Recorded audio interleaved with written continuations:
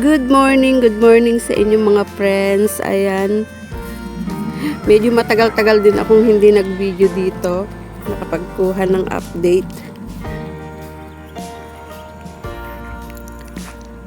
Marami-rami na rin yung napitas ng amin dito sa aming upo. Kaya lang sabi ng aking kamagsasaka, medyo mura na raw ngayon yung upo, kaya hindi na niya uuliting lalagyan ng fertilizer tong aming mga upo.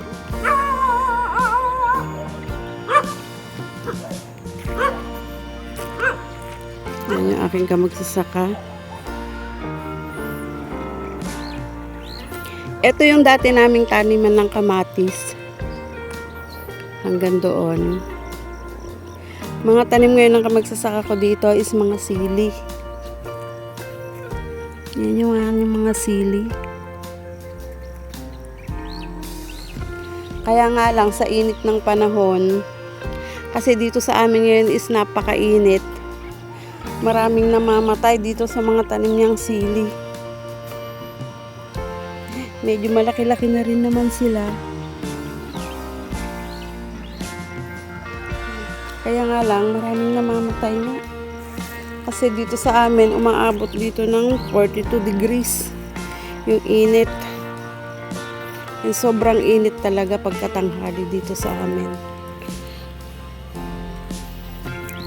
Isprehan naman na niya ito ng pandamo. And ayan, na-cultivate na rin niya. And then dito, nag-iwan na kami ng bakante para yung kalsada is maging tuloy-tuloy na. Kasi dati hanggang dyan lang.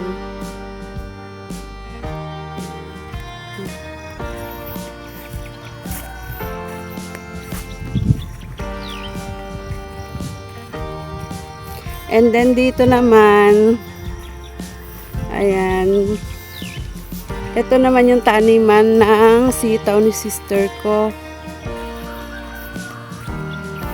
Papatubig sila ng kanilang sitaw. Medyo maganda-ganda rin yung presyo ng sitaw. Kasi sabi nila, 50 pesos daw isang kilo ngayon ang sitaw.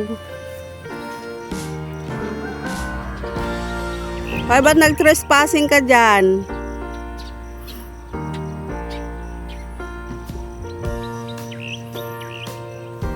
Nung umalis kami, kasi nga 24 days na wala kami dito. Oo.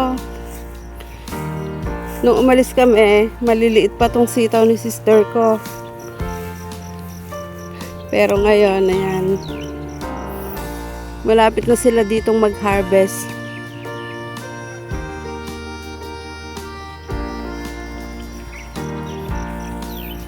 Maluwang tong kanilang taniman ng sitaw. And kami, ayan, napakadamo naman ng sili mo dito. Oo, sige lang. Oo, sige, kumuha ka na. O, diba? Ito yung mga tanim nilang sitaw.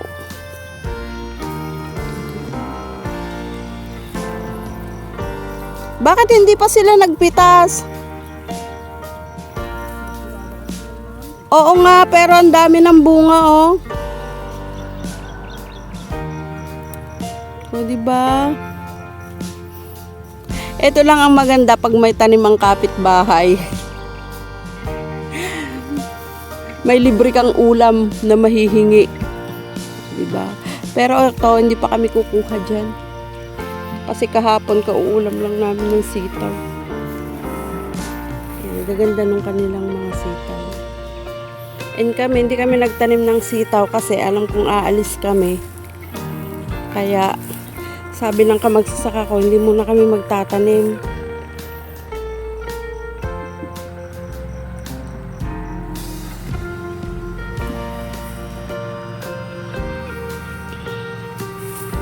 And then dito sa dulo, eto, dito sila nagpatayo ng kubo sa dulo.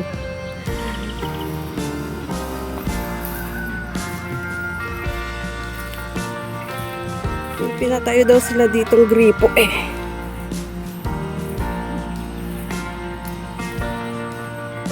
Yan, bisitahin natin tong taniman ni sister ko ng sitaw.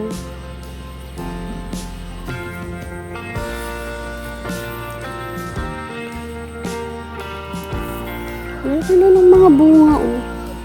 Dapat hina-harvest na tong mga ganito kasi lulobo to, mabilis lumobo tong mga to.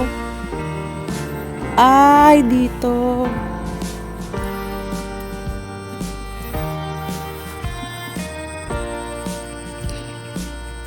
Ito yung bagong patayo ni sister ko na gripo. Kasi pagka panahon ng tag-araw, yung tubig sa irrigation namin is nawawalan. Mahirap magpatubig pagka ganito na may mga tanim kang mga gulay, ganyan. Mahirap ang tubig. Kaya naisipan ni sister ko na magpakabit ng ganyan.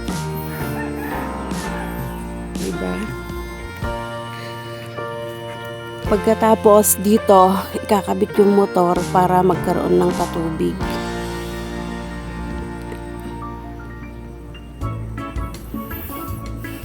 Kasi itong kanilang taniman ng sitaw is maluwang. May kasama din yung sister ko dito na nangangalaga dito sa mga taniman niya ng gulay. Ang pagtatanim kasi ng gulay dito pagkatapos ng mga taniman ng sibuyas, nakakatulong din naman kahit papano sa pang-araw-araw. Pambili ng mga gamit sa kusina, pambili ng ulam, o diba, may ulam ka na, may maititinda ka pa. And may libre pa yung kapitbahay, o diba?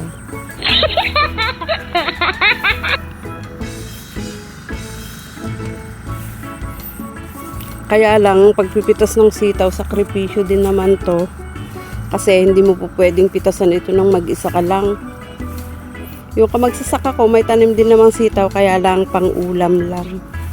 Hindi ganito karami. Dati, nagtatanim din kami ng ganito karami. Kaya nga lang ngayon, hindi kami nagtanim. Kasi umaalis nga kami. 24 days kasi akong wala. Kaya hindi ako nakapag-update.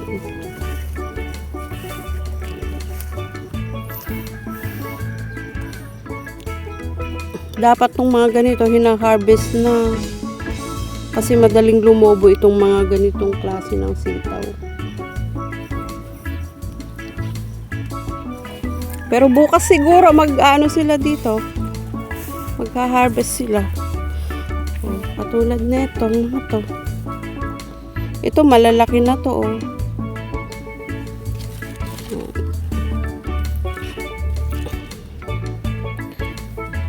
Yung mga bunga nito nasa baba pa. Oo nga, sayang din yan. Baba nga lang. Hindi katulad sa atin. No? School mate. Atin na, duwangal daw pa ate, bubara ate yan eh. Ito niyo.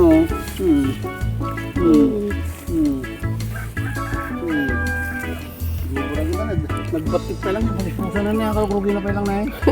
Ayun ka magsasaka ko, oh. Nanghingi kasi kami dito ng talbos ng ampalaya. Okay yan. Ayan. Dito kasi may tanim silang kamote, And then dito may tanim silang ampalaya. Kaya sabi ko, kuha nga tayo ng ampalaya kasi wala na kaming tanim ng ampalaya.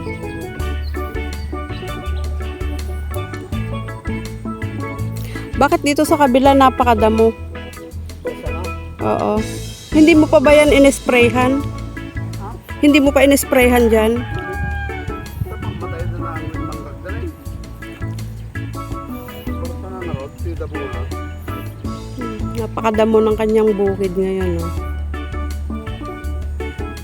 Hindi siya kasi nagtanim ng sitaw. Dapat sitaw nga itatanim namin dito. Kaya lang, pag umaalis kasi ako, wala siyang kasamang mamimitas. And hindi mo kakayanin ito pagka mag-isa ka lang mamitas. Hindi katulad ng upo. Yan, kayang-kaya niya yung pitasan mag-isa.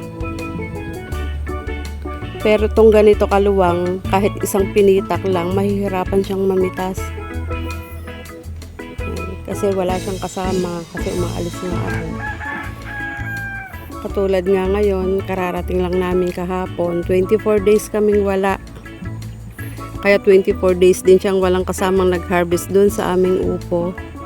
And sabi niya, mura na raw ngayon ang upo, 50 pesos na lang daw isang bundle. Hindi katulad nun na 100 isang bundle. Nung unang-una nga, nag-120 pa. Kaya sabi niya, hindi na daw niya lalagyan ng fertilizer. Kasi lugi na raw siya nun, sabi niya. Eh, sabi ko, hayaan na lang niya. Pagtuunan na lang niya ng pansin tong kanyang tanim na sili. Na dahil sa init ng panahon, namamatay naman yung iba. O sige, let's go na. O diba? Pagka masipag magtanim yung kapitbahay, may libre kang ulam. May ampalaya. Kung gusto mo mag-ulam ng kamote, talbos ng kamote, meron din. Upo, meron din. Ayan.